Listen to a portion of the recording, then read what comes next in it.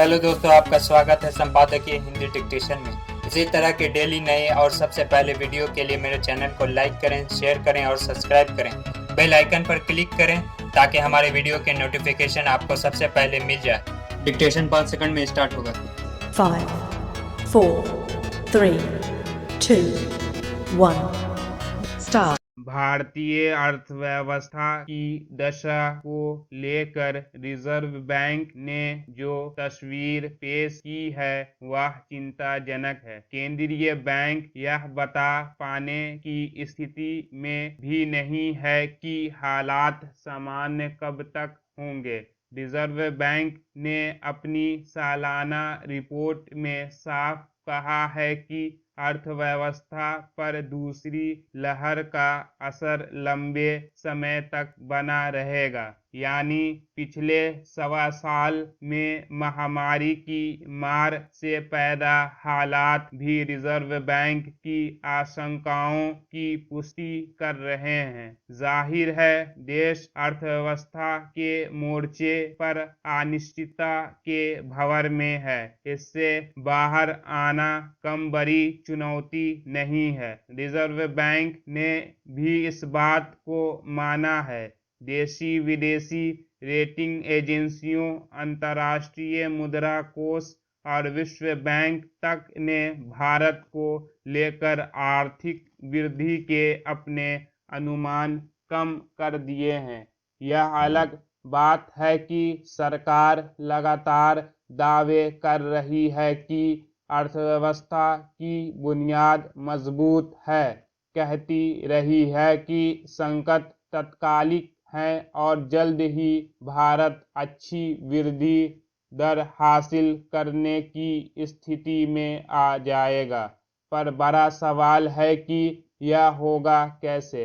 पिछले 14 महीनों में देश दूसरी बार पूर्णबंदी जैसे हालात झेल रहा है। बीते साल की पहली तिमाही में बंदी के कारण ही सकल घरेलू उत्पाद यानी जीडीपी दर 0 से 24% नीचे आ गई थी। इस बार दूसरी लहर से निपटने के लिए राज्यों ने अपने अपने हिसाब से बंदी और सख्त प्रतिबंध जैसे कदम उठाए। ज्यादातर राज्यों में 7 हफ्ते से काम धंधे बंद पड़े हैं। ऐसे में इस साल भी अर्थव्यवस्था की हालात क्या रहेगी इसका अनुमान सहज ही लगाया जा सकता है। पिछले साल छोटे और मझौले उद्योगों के साथ बिजली, सीमेंट, कोयला खनन, उर्वरक,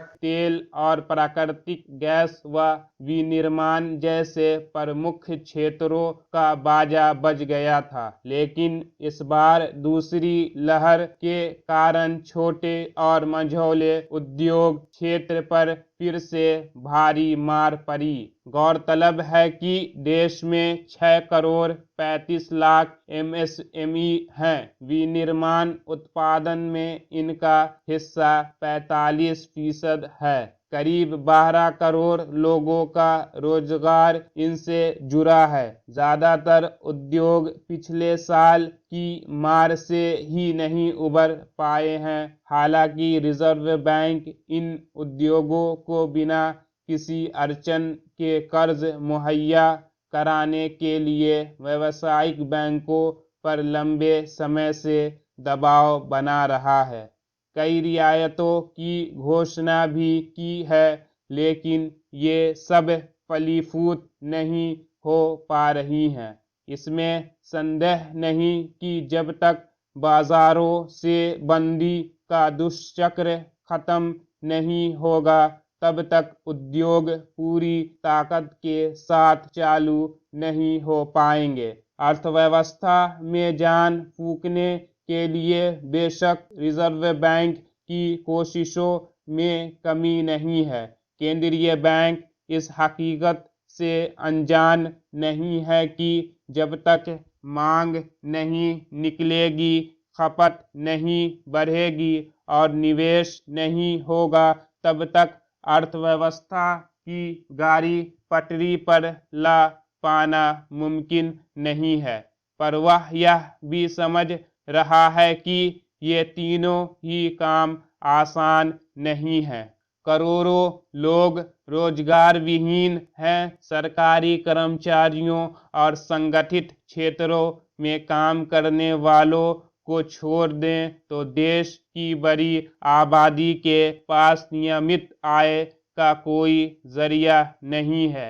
ऐसे में बड़ा सवाल है कि जब लोगों के पास काम ही नहीं होगा तो क्या कमाएंगे और क्या खर्च करेंगे? कैसे मांग, उत्पादन और खपत का चक्र चलेगा? रिजर्व बैंक ने टीकाकरण पर जोर इसीलिए दिया है कि महामारी से जल्द छुटकारा मिले और हालात सामान्य हों। लेकिन भारत में टीकाकरण की स्थिति किसी से छिपी नहीं है। यह सही है कि जान है तो जहान है, लेकिन अब दोनों को समान रूप से बचाने की चुनौती है। Stop. Thanks for watching. Please like, share or subscribe.